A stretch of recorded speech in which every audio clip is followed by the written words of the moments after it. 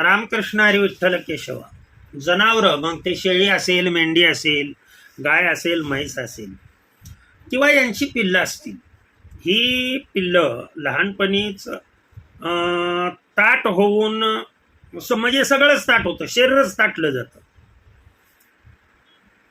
मानही ताटली जाते, तोंडही ताटलं जातं, दातखीळ पूर्णपणे बसते. लक्षात ठेवा. पाठही ताटली जाते. आपण असं मोडायचा प्रयत्न केला तरी सुद्धा मोडू शकत नाही.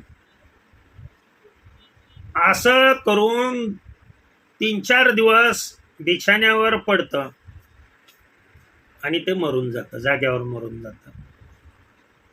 काय होतं असं? काय कारण आहे आणि याच्यासाठी उपाय काय करावे? अगोदर हे काय होतं ते नीट लक्ष द्या. तुमचं उन्हाळ्यामध्ये तुम्हाला ही अवस्था दिसणार नाही, पिल्लांची अवस्था किंवा जनावरांची अवस्था. ही अवस्था तुम्हाला पावसाळ्यात किंवा हिवाळ्यात दिसेल.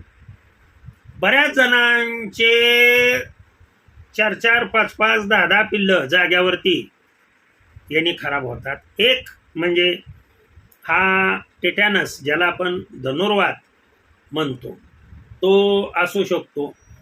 याचं जर लस तुम्ही पिल्लू गर्भाशयात असताना जर घेतली असेल तर शक्यतो हा आजार होत नाही.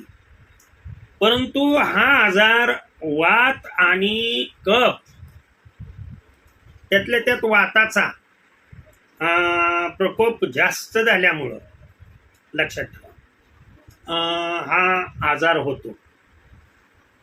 तर तुम्ही काय करताय की हा आजार झाल्यानंतर तुम्ही त्याला ट्रीटमेंट करताय. आता ठीक आहे, आजार झालेला आहे, तर अशा वेळेला आपण हा वात आणि कफ या ऋतूमध्ये कसा कमी करावा? पहिल्यांदा महत्वाची गोष्ट, हा आजार शक्यतो ज्या जनावराला जखम झालेली आहे आणि ती जखम आपण व्यवस्थितरित्या बरी केलेली नाही, त्यामध्ये त्या जखमेमधून किंवा जखम बरी झाली पण जखमेमधून जंतू जो टिटॅनसचा क्लॉस्ट्रीडियम असं म्हणतात, लक्षात ठेवा, तो आत गेला, शिरकाव झाला की निश्चित या रोगाची उत्पत्ती होते. तर बाळांनो, हा आजार टाळण्यासाठी महत्त्वाची गोष्ट जे आहे ते लसीकरण हे महत्त्वाचं आहे. आणि जर समजा त्यातूनही आपलं राहून गेलं असेल, आता बऱ्याच जणांनी लस दिलेलीच नाही, त्याच्यामुळं मग सर याच्यावर उपाययोजना काय करावी? काय उपाय की आमची खूप जनावरं किंवा पिल्लं या आजारामध्ये मरली जातात, मग याच्यावरती उपाययोजना काय करायची तेवढं सांगा. तर हा आजार पिल्लांना होऊ नये यासाठी शेळी वेल्यानंतर लगेच दुसऱ्या दिवशी लक्षात ठेवा, शेळीलाही साधारण एक 15 ते 20 ml एरंडीचं तेल द्यावं आणि पिल्लांना 2 ml, लक्षात ठेवा, एरंडी तेल 2 ml, आणि त्याच्यामध्ये तुम्हाला मध मिसळता आला तर पहा, ते पिल्लांना एकच दिवस द्यायचं. आलं का लक्षात? त्यामुळं त्याचा पूर्णपणे कोटा हा साफ होतो आणि हा रोग होऊ शकणार नाही, देण्यात आलं. पण आता रोग झालेला आहे सर, अशा वेळेला काय करायचं? तर अशा वेळेला लक्षात ठेवा, पहिली महत्त्वाची गोष्ट, त्या जनावराची दातखीळ तुम्ही काढणं हे आवश्यक आहे. की आपण जे लिक्विड देणार आहे त्याला, ते लिक्विड असं प्रिपरेशन करायचं,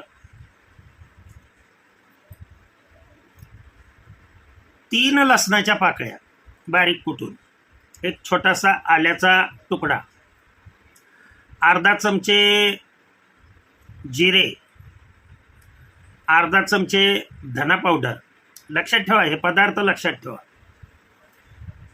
तुळशीची 2 ते 3 पानं आणि अर्धा चमचा हळद, हे पदार्थ माझ्या मते तुम्ही सांगितलेले लिहून घेतलेले असावेत असं मला वाटतं. 1 कप पाण्यामध्ये हे किंवा 1.5 कप 2 कप पाण्यामध्ये हे उकळवायचं, चांगलं उकळवायचं. आणि उकळून कोमट झाल्यानंतर त्याच्यामधलं साधारण पिल्लाच्या वयानुसार, पिल्लू जर 1 महिन्याच्या आतला असेल तर त्या पिल्लाला साधारण यातलं 4 ml आणि 1 ml मध असं एकत्रीकरण करायचं.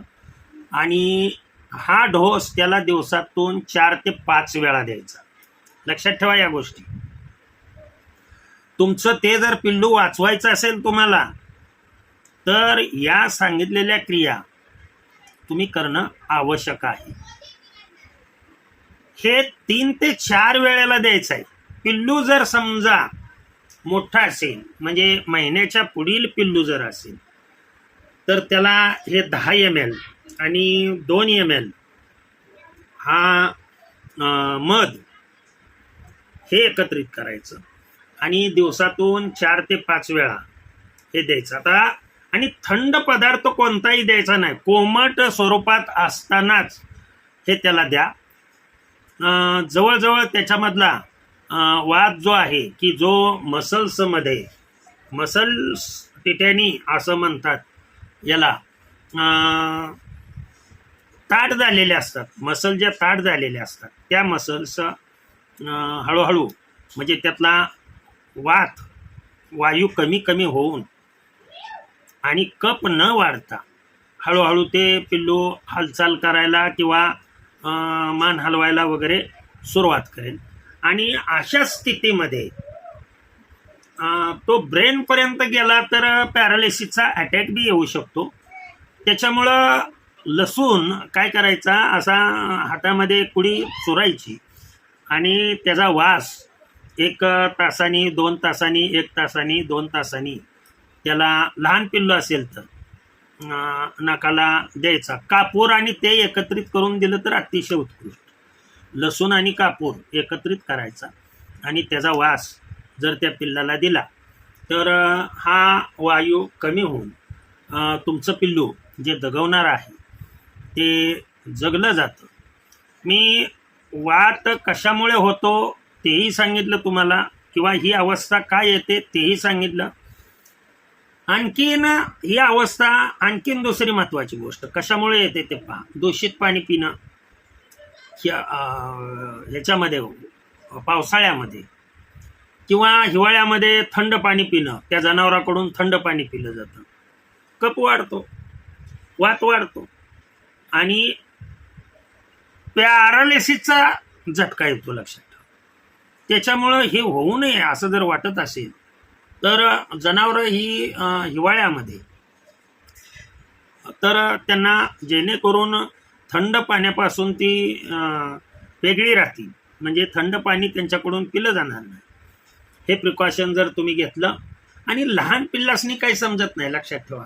त्याला तहान लागली, जिथं पाणी आहे त्यामध्ये तोंड घालतं, मग ते गार आहे का गरम आहे याचा विचार करत आणि ते पाणी पिण्यात येतं त्याकडून आणि या अडचणी पुढं निर्माण होतात. तर माझी हात जोडून सर्वांना विनंती की हे प्रिकॉशन तुम्ही घ्या, जेणेकरून त्यांना या 2 ऋतूमध्ये, उन्हाळ्यामध्ये काय प्रॉब्लेम येणार नाही. लक्षात ठेवा. हा तुम्हाला प्रॉब्लेम येऊ नये भगवंताचं ज्ञान त्यांच्या चरणी अर्पण करतो आणि सेवेला पूर्णविराम देतो. कुंडली कबरदार विठ्ठल, श्री ज्ञानदेव तुकाराम, पंढरीनाथ भगवान की जय. अवधूत चिंतन श्री गुरुदेव दत्त, श्री स्वामी समर्थ योगीराज हरिहर महाराज की जय. विठ्ठल विठ्ठल विठ्ठल विठ्ठल विठ्ठल विठ्ठल.